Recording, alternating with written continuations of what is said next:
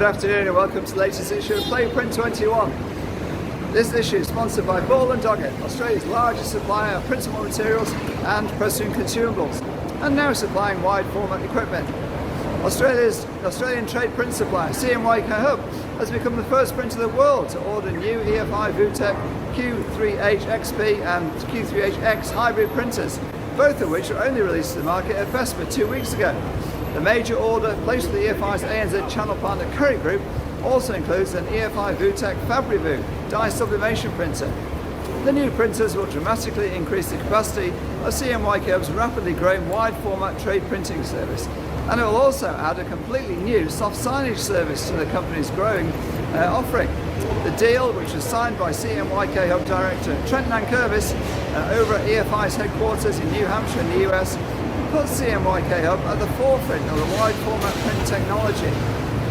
The company says it will enable it to deliver to the most exacting standards across a huge range of applications, like this one behind me, and more importantly do so with reliable 24-hour turnaround across Australia. It's a further weapon in the armoury of any print business, enabling all of them to offer work like this job behind me, but without investing in the necessary equipment, by using the trade supplier. The first of the machines to be delivered will be the VUTEC Q3H XP, set to arrive in Melbourne within the next 6 months. That will be quickly followed by the FabriVu 340i Plus, expected to be in before Christmas. The Q3HX, that will be coming into CMYKhub's Sydney premises next year. Remaining with the investment, the government will keep the instant asset write-off introduced during the COVID year. Will up it to $30,000 thanks to the Senate upping it there, but local printers are calling for it to be dramatically increased to help them compete with overseas operators. Some local printers are labelling it as a missed opportunity and an opportunity for overseas printers to win work on Australian soil. Baden Kurgan, for instance, head of Jeffries Printing in Sydney, said $30,000 will let you update PCs and forklifts, but make it $1 million and we can renew our kit for a competitive edge.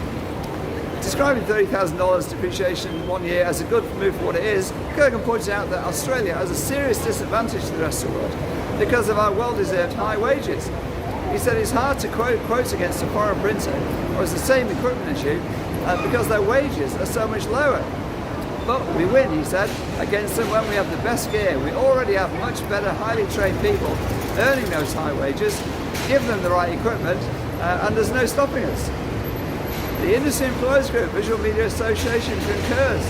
It's also less than impressed with the move. Charles Watson, IR Governance and Policy Manager at VMA, said the increase to instant asset write-off threshold and the increased number of businesses that are able to access that initiative is welcome. However, he said, for most members in our industry, I do not believe $30,000 will assist them greatly to invest in new equipment or systems. In the other main news this week, label printers in the country's vineyard regions are celebrating as China has officially ended its effective ban on Australian wine, meaning tens of millions of wine labels could soon be rolling off the presses again. In the year prior to the astronomical tariffs being loaded onto Australian wine, destroying a $1.2 billion a year export business, up to 100 million bottles of wine were exported to China. They, of course, came with 100 million labels, a large number of those labels with added value and added margin, as the embellishments signify that the wine that China wants. That's never been replaced. Now wine label printers can look forward to firing up their presses again.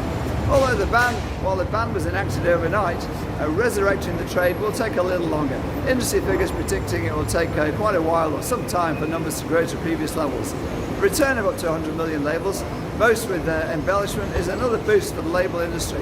One of the sectors in print has grown consistently over recent years, including, of course, all through COVID, and which is persuading many commercial printers to open a labels division, particularly with the new generation of digital label presses that are now available. That's it for this week's issue of Print21. Go to print21.com.au for all these stories in depth and more. You won't find them anywhere else. Thanks to our sponsor, Ball & Doggett. This is Wayne Robinson, editor of Print21, signing off for another week.